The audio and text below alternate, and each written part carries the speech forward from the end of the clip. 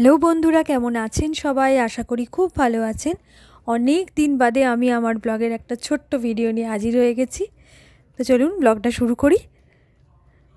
তো এখন তো ইন্ডিয়াতেও গরম, আমাদের এখানেও প্রচণ্ড গরম। অহনের গরমের ছুটি পড়ে গেছে। যদিও এবারে আমাদের মনটা একটু খারাপ আছে, কারণ কি আমাদের ইন্ডিয়া যাওয়ার কথা ছিল, কোনো কারণবশত ইন্ডিয়া এবারে আমরা যাওয়া হচ্ছে না। কিন্তু এধার ওধার আমরা টুকটাক ঘুরছিলাম গরমের ছুটিতে, কিন্তু তাও আমি বললাম দীপঙ্করকে, না শুধু এধার ওধার ঘোরালে হবে না, একটু দূরে কোথাও ভালো কোথাও নিয়ে যেতে হবে। তাই আমরা হুট করে প্ল্যান করে টিকিট কেটে যাচ্ছি একটা জায়গায় একটু দূরে। অনেক দিনের ইচ্ছা, অনেক দিনের স্বপ্ন একটা এই জায়গায় যাওয়ার আমার। তো সেখানেই যাচ্ছি, ভীষণ ভীষণ এক্সাইটেড। তো ফ্লাইটে করেই যাব আমরা। তো চলুন যাওয়া যাক। তো ফ্লাইটের টিকিট কেটে আমরা চলে এসেছি, এয়ারপোর্টে পৌঁছে গেছি, ফ্লাইটে বসেও পড়েছি।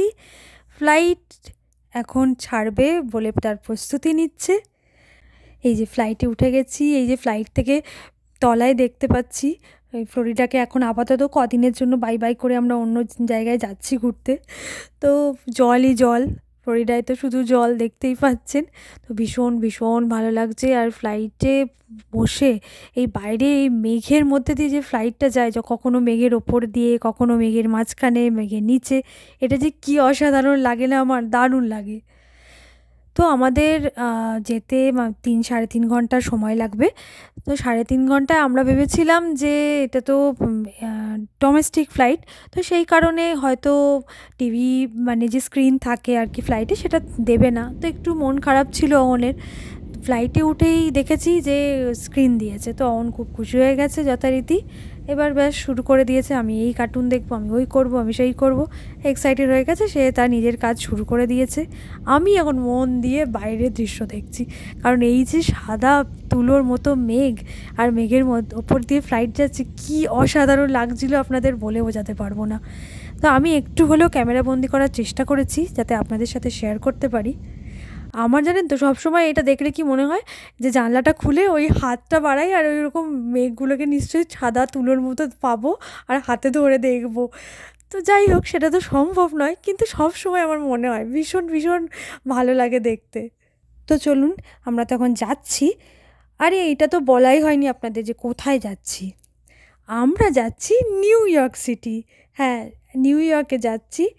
ভীষণ ভীষণ এক্সাইটেড। আমার আর অহনের প্রথমবার এটা নিউ ইয়র্ক দেখা হবে। দীপঙ্কর আগেও এসেছে, দীপঙ্কর বিয়ের আগে কাজের সূত্রে নিউ ইয়র্কে অনেক দিন ছিল, তো ও নিউ ইয়র্কে ওর দেখা। কিন্তু আমাদের এই প্রথমবার, আমরা ভীষণ এক্সাইটেড, প্রচণ্ড আনন্দ হচ্ছে যে নিউ ইয়র্ক দেখব ঘুরে। এখন আমরা থাকবো এখানে 4 দিন। তো আমি ভিডিওটা অযথা বাড়াইনি। এই যে আমরা নিউ ইয়র্ক পৌঁছে গেছি বলতে বলতে, কি অসাধারণ লাগছে দেখুন একবার। ওফ, কি যে অপূর্ব, মানে বলে বোঝাতে পারবো না, এতটাই অসাধারণ। তো আমরা তো এখানে 4 দিন ছিলাম। তো আমি ভিডিওটাকে অযথা বড় করিনি, কারণ 4 দিনে অনেক অনেক জায়গা ঘুরেছি। আমি একটু একটু করে যে যে জায়গায় ঘুরেছি সবটা ধীরে ধীরে ভিডিওটা সুন্দর করে দেবো, আপনারা কিন্তু সঙ্গে থাকবেন, দেখবেন আমার সাথে। তো চলুন, আমরা হোটেলে পৌঁছে গেছি। হোটেলে জিনিসপত্র রেখে আমরা বাইরে বেরিয়ে পড়েছি। আমি বললাম, না আমরা একটু চারপাশটা ঘুরে দেখব। এত সুন্দর লাগছে চারপাশটা যে আমরা আর কন্ট্রোল করতে পারিনি। তা আমরা জিনিসপত্র রেখে আমরা বেরিয়ে পড়েছি, হাঁটাহাঁটি করে এধার ওধার ঘুরে বেড়াচ্ছি। এখন একটু দেখছি শহরটাকে ঘুরে, ভীষণ ভীষণ ভালো লাগছে। যে জায়গাটায় আমাদের হোটেলটা ছিল তার আশেপাশটা খুব সুন্দর ছিল, ভীষণ সুন্দর ছিল। তো ঘোরাঘুরি হয়ে গেছে, এরপর আমাদের প্রচণ্ড খিদে পেয়েছে। তো হোটেলের ঠিক অপোজিটেই, মানে অপোজিট রাস্তাতেই একটি চাইনিজ রেস্টুরেন্ট ছিল। তো সেখানে এশিয়ান ফুডই পাওয়া যাচ্ছিলো, রাইস, চিকেন কারি, আরও অনেক রকমের জিনিস পাওয়া যাচ্ছিলো। তো খুব ভালো খাবার ছিল। আমরা এখানেই অর্ডার দিয়ে খাবার খেয়ে নিয়েছি, আমাদের প্রচণ্ড খিদে পেয়েছিল। খাওয়া দাওয়া করে আমরা আবার হোটেলে ফেরত চলে এসেছি। অনেকটা রাত হয়ে গেছে, এবার আমাদের মানে শুতে হবে, রেস্ট নিতে হবে, কারণ সকালবেলা থেকে আবার ম্যারাথন ঘোরা শুরু হবে। তো চলুন আগে আপনাদের ছোট্ট করে একটা হোটেলে আমাদের রুমটা একটা ট্যুর করিয়ে দিই। এই যে এটা হচ্ছে একটা বাথরুম, যদিও রুমটা খুব ছোট্ট কিন্তু খুব সুন্দর ছিল, ক্লিন আর খুব সুন্দর ছিল বাথরুম এটা। এখানে স্ট্যান্ডিং শাওয়ার আছে। আর এই পাশে একটাই বেড ছিল, যেটা একটুখানি আমাদের শুতে একটু অসুবিধা হয়েছে, বাট ঠিক আছে, অ্যাডজাস্ট হয়ে গেছে, কটা দিনের ব্যাপার, তাই জন্য অ্যাডজাস্ট করে নিয়েছিলাম আমরা।